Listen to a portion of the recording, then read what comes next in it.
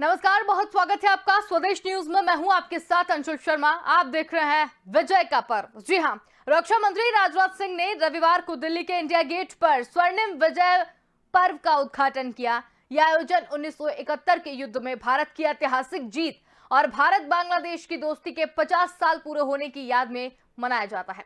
कार्यक्रम का उद्घाटन करते हुए रक्षा मंत्री ने जनरल रावत को याद किया और कहा कि जनरल रावत, उनकी पत्नी और 11 अन्य सशस्त्र बलों के जवानों के निधन के कारण स्वर्णिम विजय पर्व सादगी के साथ मनाया जाएगा। राजनाथ सिंह ने कहा कि जनरल विपिन रावत और उनकी पत्नी और 11 बहादुर जवानों के असामयिक निधन के बाद से इस पर्व को सादगी के साथ मनाने का निर्णय लिया गया है।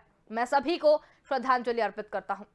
इसके साथ ही ग्रुप कैप्टन वरुण सिंह के इलाज का कमांड अस्पताल में चल रहा है। आपको बता दें कि एक घातक हेलीकॉप्टर दुर्घटना में जनरल रावत समेत 12 अन्य लोगों की जान चली गई थी।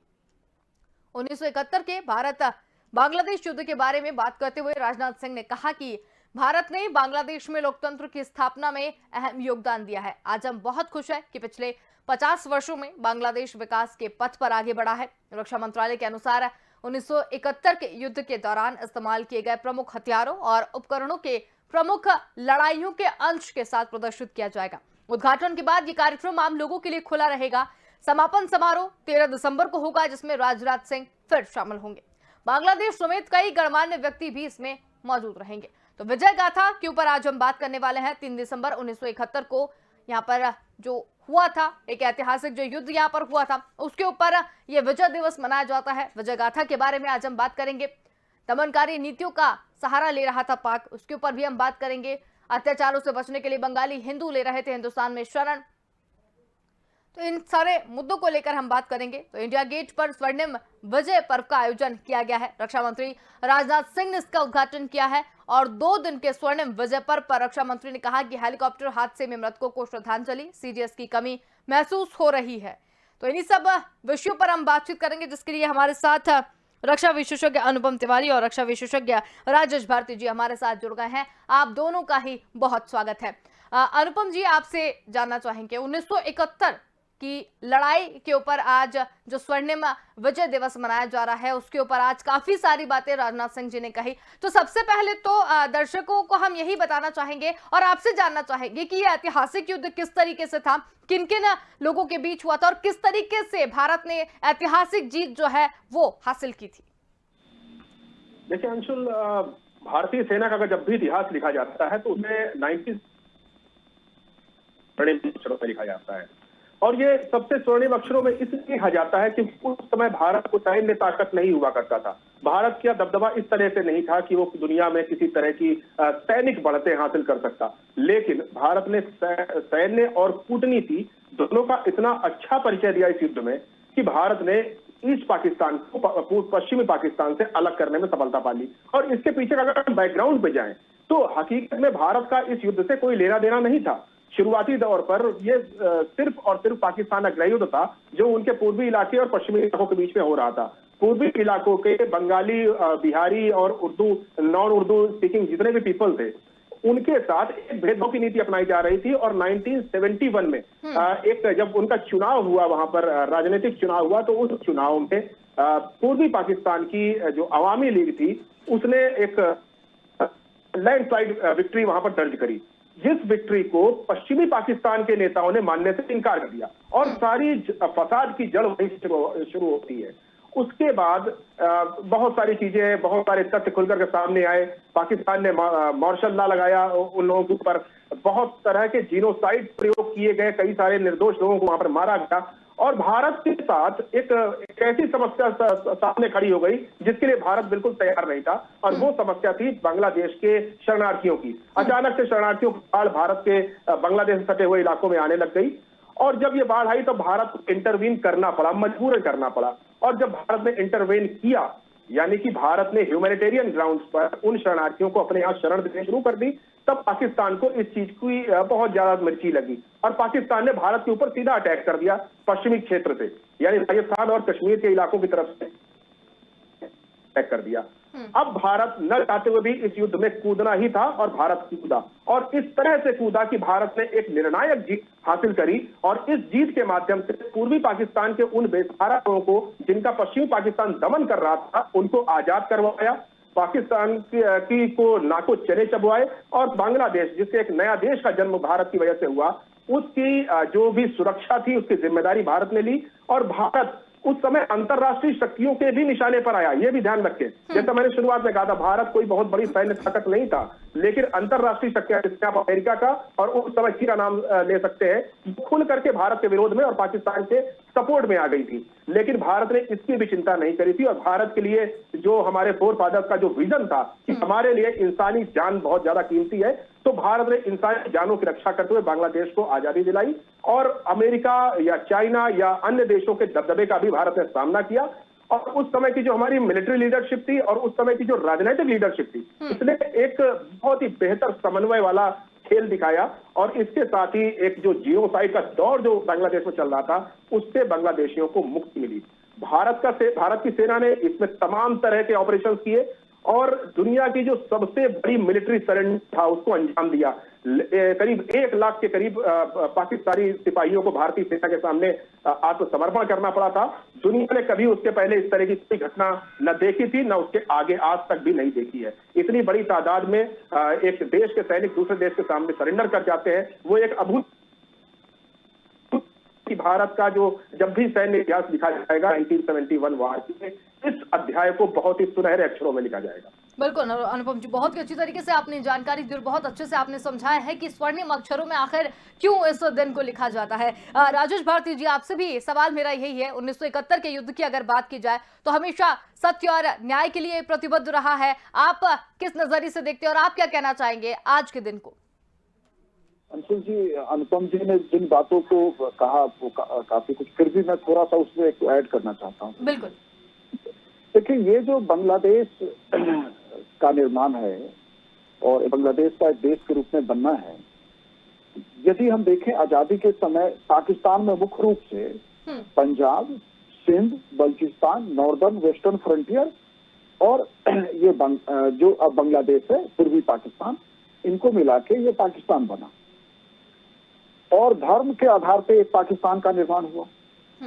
लेकिन बांग्लादेश का एक अलग देश बनना ये बताता है कि धर्म से बड़ी जो शक्ति है, सीमेंटिंग फोर्स है लोगों को जोड़ने का, वो संस्कृति होता है। क्योंकि बंगाल के भी लोग पाकिस्तान के ही तरह इस्लाम मानने वाले थे, लेकिन उनकी संस्कृति पाकिस्तान के साथ मैच नहीं करती थी। कि बंगालियों की एक अलग संस्कृति है जिसको हम बांग्ला संस्कृति कहते हैं, और संस्कृति का जो सामाजिक पक्ष है वह पाकिस्तान के साथ मैच नहीं करता था। और इस आंदोलन की शुरुआत जो है 1949 के आसपास ही हो गई थी। हुआ था ये कि ढाका यूनिवर्सिटी में बोलने के लिए मोहम्मद अली जिन्ना आए थे, तो मोहम्मद अली जिन्ना ने उर्दू के ऊपर जोर डाला था कि आप जो पाकिस्तान की भाषा होगी, आम भाषा, शासकीय भाषा, वो उर्दू होगी और आप लोगों को भी उर्दू को सीखना चाहिए। तब ढाका यूनिवर्सिटी के छात्रों ने उसी समय इस बात का विरोध किया था। और ये जो भाषा आंदोलन जो है कैसे एक इस तरह आंदोलन के रूप में आगे बढ़ते बढ़ते पाकिस्तान में एक ऐसी समस्या को लेके आता है कि जिस समस्या से मुक्ति वाहिनी का जन्म होता है, जिस समस्या से ही जो है अवामी लीग पार्टी बनती है, और उसी समस्या से अंततः जो है बांग्लादेश एक देश के रूप में सामने आता है। तो ये भाषाई आंदोलन, फिर उसी भाषाई आंदोलन का विस्तार होता रहा और वो सांस्कृतिक टकराव जो है दोनों के बीच बढ़ता रहा। मार्च 1971 में बांग्लादेश में घटना हुआ कि वहाँ लगभग कुछ जो बाहरी मजदूर थे, जिनको सामान्यतः इतिहास में बिहारी मजदूरों के रूप में कहा जाता है, 300 के करीब 300 के आसपास मजदूरों की हत्या कर दी थी बंगाली उपद्रवी ने। इसे जो है बांग्लादेश के इस पूर्वी पाकिस्तान के इस घटना को पाकिस्तान की सरकार ने एक अवसर दिया और वहाँ के जो राष्ट्रपति, आप जानते हैं कि इसी विवाद में 1969 में अयूब खान जो पाकिस्तान के राष्ट्रपति थे, उन्हें पद छोड़ना पड़ा था और सेना अध्यक्ष याहिया खान जो है पाकिस्तान के राष्ट्रपति बने और उनके हाथ में सत्ता आ गई। तो याहिया खान ने इसे एक अवसर लिया और ऑपरेशन सर्च लाइट के नाम से बंगाल में जो है सेना तैनात कर दी और 25 मार्च को ही ढाका पे जो है पाकिस्तान ने कब्जा कर लिया। और वहां से जो उस ऑपरेशन सर्च लाइट है, फिर ऑपरेशन बड़ी साल है जिसमें बौद्धिकों को कुचलने का प्रयास होता है, और उससे ही शरणार्थी समस्या का जन्म होता है। भारत की सरकार ने अपने दरवाजे खोल दिए। हमारी प्रधानमंत्री इंदिरा गांधी जो उस समय थी, उन्होंने भारत के दरवाजे खोले और मुख्य रूप से बंगाल, असम, त्रिपुरा, मेघालय और बिहार वाले रीजन में बड़ी संख्या में शरणार्थियों के लिए हमने कैंप लगाए। लेकिन वो शरणार्थी की समस्या हमारी अर्थव्यवस्था के लिए असहनीय भार बनता जा रहा था। हमने अंतर्राष्ट्रीय समुदाय से जो है इस पर मदद मांगी और पाकिस्तान को बातचीत के टेबल तक लाने के लिए हमने तैयार करने की कोशिश की, लेकिन ये सब हो नहीं पा रहा था। अब देखिए कि एक जो अभी हमारे सीरियस का डेथ हुआ है असमई, और उसी अवसर पे देखें कि जो उस समय के जनरल थे सैम मानेकशॉ, उनकी एक कहानी छोटी सी कि जब इंदिरा गांधी ने इस घटना के बाद अप्रैल में कहा जाता है कि दोनों की मुलाकात होती है हमारे सेना प्रमुख सैम मानेकशॉ और एक प्रधानमंत्री इंदिरा गांधी के बीच।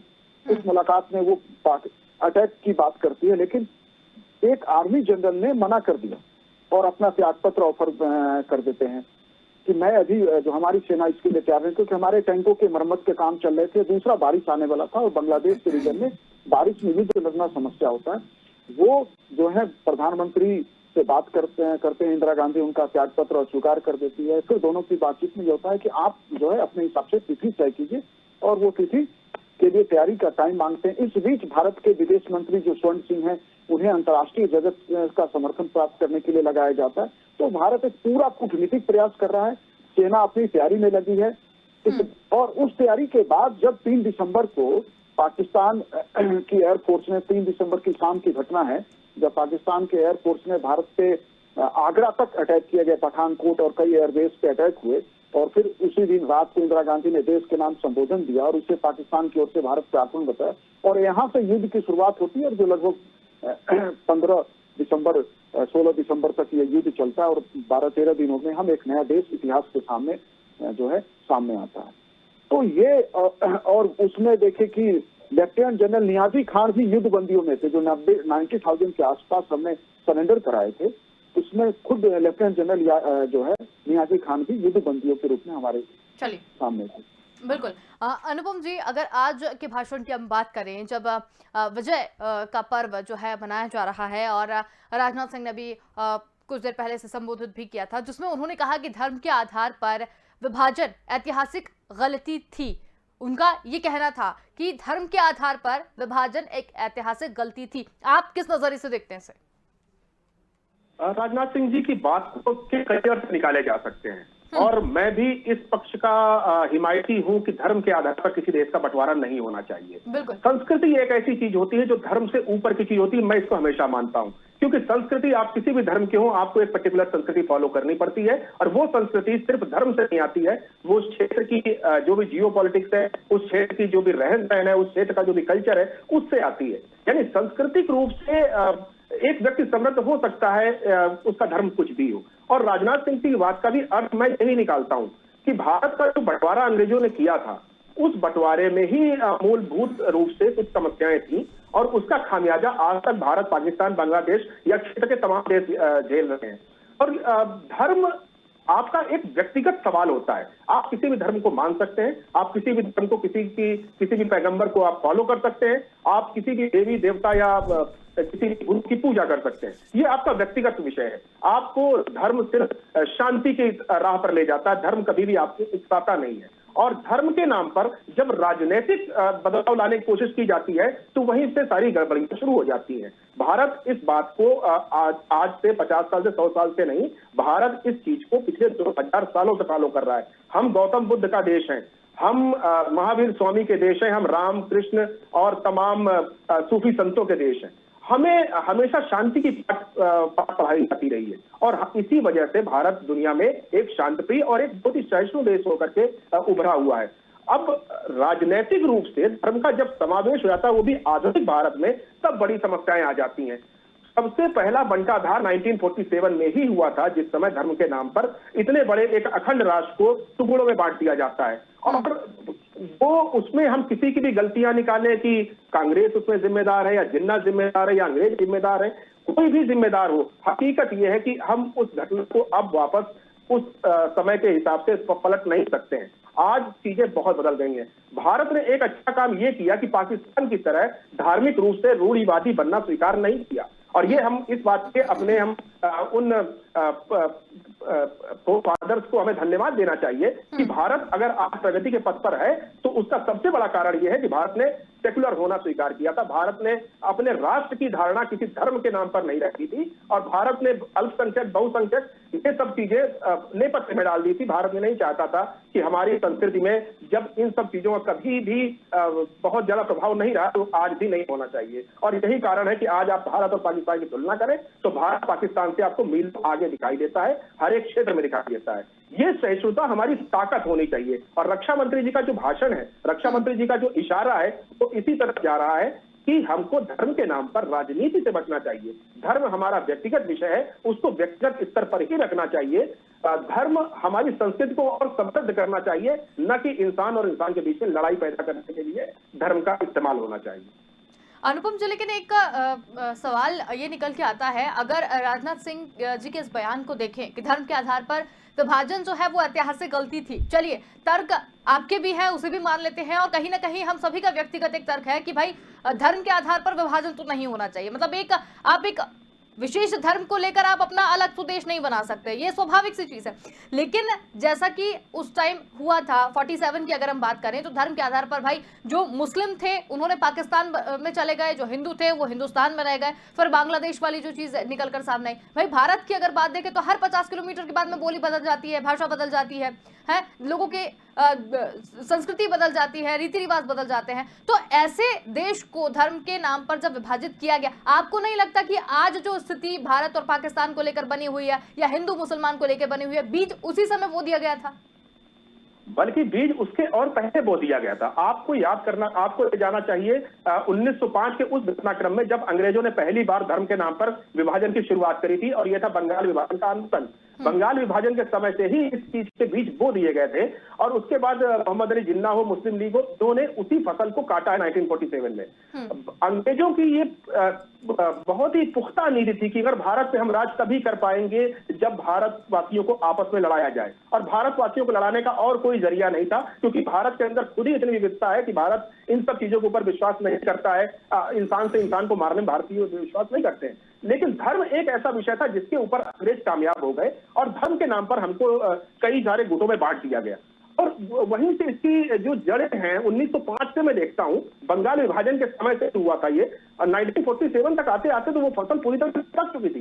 मोहम्मद अली जिन्ना ने इस पूरे धार्मिक आंदोलन को एक अलग रूप दे दिया था। मोहम्मद अली जिन्ना, जिसके बारे में कहा जाता है कि वो व्यक्ति कभी कांग्रेस के साथ मिलकर चला करता था, वो व्यक्ति कभी देश प्रेम का या भारतवासियों की एकता का हिमायती हुआ करता था, अचानक से अपने राजनीतिक स्वार्थ के लिए और ब्रिटिशर्स के हाथों अपने अच्छे भविष्य की वजह से वो जो है एक अजीब सी हरकत कर बैठे, और उन्होंने पाकिस्तान का एक आंदोलन छेड़ दिया। और भारतवासियों को इस चीज के बारे में बिल्कुल तैयार होने में काफी समय लग गया। हकीकत ये थी कि भारतीय राष्ट्रीय कांग्रेस जो उस समय की थी, वो इस चीज का अंदाज ही नहीं लगा पाई कि धर्म के नाम पर इतना बड़ा आंदोलन एक व्यक्ति या एक पार्टी खड़ा कर सकती है। उसने तमाम ऐसे झूठे सच्चे सारी घटनाओं को जोड़ करके पूरे देश के मुसलमानों को इस तरह भड़काया कि लोग खून खराबे पर उतर आए और अपना एक अलग नेशन की मांग करने लगे। लेकिन आपको ये याद रखना चाहिए, जब भारत आजाद हुआ तो पाकिस्तान से ज्यादा मुसलमानों की जनसंख्या हिंदुस्तान में थी। यानी भारत में बहुत सारे मुसलमान ऐसे थे जो जिन्ना की इस थ्योरी को नकार रहे थे। भारत के जो मुसलमान थे वो आज भी आप देख लें कि हमने भारत की बेहतरी के लिए काम करते हैं। आप इक्का दुक्का वादों से पूरी कम्युनिटी को जनरलाइज नहीं कर सकते हैं। ये बहुत आजकल एक लोगों को बहुत शौक हो गया है कि किसी एक व्यक्ति की वजह से आप पूरी कौम को बदनाम कर दें। ऐसा नहीं होना चाहिए। भारतीय मुसलमानों ने ये 1947 में भी दिखाया था कि भारत एक बहुत ही शांतिप्रिय देश है और वो अपना भविष्य भारत में देख रहे थे। अदरवाइज ऐसा कोई कारण नहीं था कि वो लोग भी जाकर के पाकिस्तान में बस जाते या पूर्वी पाकिस्तान या बांग्लादेश में जाकर के बस जाते। बांग्लादेशियों को भी ये चीज 1971 में समझ में आई थी। उसके पहले से वो लोग पाकिस्तान और मोहम्मद अली जिन्ना के प्रेम में पागल हो रखे थे। लेकिन जब उनको अपने अंदर ये समझ में आया कि नहीं, ये चीज गलत थी, धर्म के नाम पर जो विभाजन हुआ था वो गलत था, धर्म के बजाय अगर संस्कृत के हिसाब से विभाजन हुआ होता तो शायद अलग होता, और अगर संस्कृत के हिसाब से विभाजन होता तो विभाजन होता ही नहीं।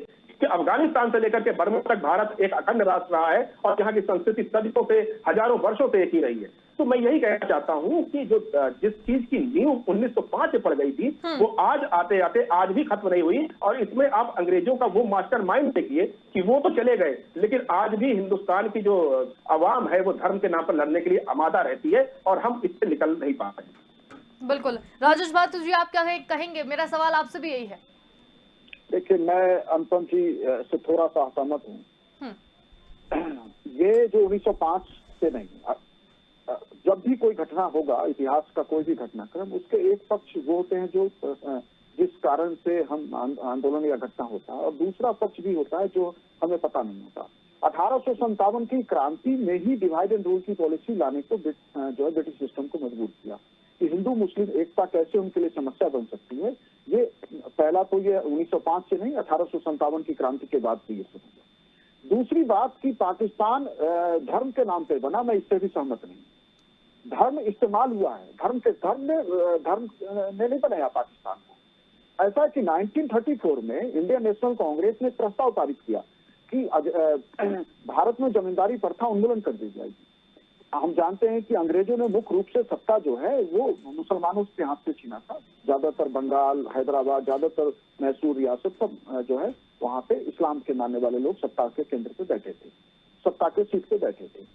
और लेकिन फिर भी भारत में बड़ी स्तर पे जमींदारी थी मुसलमानों के हाथ में। जब कांग्रेस ने 1934 में ये घोषित कर दिया कि जमींदारी प्रथा का उन्मूलन कर दिया जाएगा, तो बेसिकली उस समय तक जिन्ना जो है, जिन्ना की मुस्लिम लीग अलग थलग पड़ी हुई है। और बंगाल में और पंजाब में जो चुनाव हुए हैं वहां जिन्ना से अधिक वोट दूसरे मुस्लिम पार्टियों को मिला है। जैसे बंगाल में सोहागवर्दी के दल को मिला है, पंजाब में भी उनको उतनी अधिक सीटें सफलता नहीं मिली। लेकिन जैसे ही घोषणा होता है तो वहीं से ये बेसिकली जमींदारी सिस्टम ने पाकिस्तान बनाया है। इंटरेस्ट ग्रुप जो होता है वो इस्तेमाल करता है मुद्दों को। ये बात जब तक भारत का मानस नहीं समझेगा कि हम धर्म के नाम पे नहीं पाकिस्तान बना। और आज भी लड़ाई धर्म का नहीं है भारत में, ये लड़ाई दो इंटरेस्ट ग्रुप का है। हैव्स और हैव्स नॉट जो है वो एक मुद्दा चाहिए होता है, उस मुद्दे से चीजें पैदा की जाती है। तो उसी से जो है कि जब जमींदारों को लगा कि जमींदारी प्रथा खत्म हो जाएगी, तो जमींदारों ने जो है मुस्लिम लीग के साथ, जिन्ना के साथ एक समझौता किया कि आज इसीलिए देखें कि पाकिस्तान आज भी एक ऐसा देश है जहां जमींदारी प्रथा का उन्मूलन नहीं हुआ और वहां जमींदारी प्रथा आज तक जो है कायम है। तो बेसिकली पाकिस्तान का निर्माण जमींदारी व्यवस्था ने कराया। बिल्कुल। अनुपम जी, समय बहुत कम है, संक्षिप्त में क्या आप जवाब देना चाहेंगे इनकी बात का? उस तरह सहमत हूँ कि अंग्रेजों ने जो पटवारी का जो बीज है वो 1857 क्रांति बल्कि उसके पहले से ही बो दिया था। उन्होंने धीरे धीरे करके हमारी संस्कृति को नष्ट करने का प्रयास लॉर्ड विलियम बेंटिंग के टाइम से, यानी 1932 के आसपास से शुरू कर दिया, 1832 के आसपास से शुरू कर दिया था। जब उन्होंने हमारा एंग्लाइजेशन शुरू किया था, उन्होंने हमारी पढ़ाई की पुस्तकें बदली, हमारा पूरा कल्चर बदलने की कोशिश करी थी। और ये उसी बदलाव का एक हिस्सा था कि उन्होंने उस बीज को बो दिया जिसके लिए हम पहले कभी तैयार नहीं थे। हिंदू मुस्लिम की लड़ाइयां पहले भी हुई हैं, लेकिन वो कुछ लोकल लेवल की छुटपुट घटनाएं होती थी। और इसको मैं और पीछे तक ले जाऊंगा, मुगल पीरियड और उसके पहले सल्तनत काल तक भी ले जाऊंगा। तब भी ऐसी घटनाएं होती थी, लेकिन वो राजनीतिक घटनाएं हुआ करती थी, उनका धर्म से कोई लेना देना नहीं हो रहा था। लेकिन अंग्रेजों ने जो बीज बोया वो बहुत खराब था और आज तक हमको भुगतते हैं। चलिए, बहुत ही अच्छी जानकारी आप दोनों ने ही यहाँ पर दी। और विजय पर्व किस तरीके से मनाया जाता है और उसके ऊपर भी बात हुई, और किस तरीके से बंटवारे को लेकर भी बात हुई। बहुत ही अच्छी जानकारी आप दोनों ने यहाँ पर दी। बहुत धन्यवाद, आप हमारे साथ जुड़े और इस पूरी चर्चा में शामिल हुए। तो हम बात कर रहे थे विजय का पर्व क्यों मनाया जाता है, किस तरीके से भारत ने 71 के युद्ध में जीत हासिल की और वो ऐतिहासिक जीत हासिल की जिसके बारे में कोई सोच भी नहीं सकता था। सैन्य शक्ति हमारी उस समय भी इतनी अच्छी नहीं हुआ करती थी, लेकिन उसके बाद में भी पाकिस्तान को नाको चने चबवाए और उसके बाद आज का दिन भी जो है वो स्वर्णिम अक्षरों में लिखा जाता है। फिलहाल के लिए इतना ही। देखते रहिए स्वदेश न्यूज, क्योंकि सबसे पहले देश।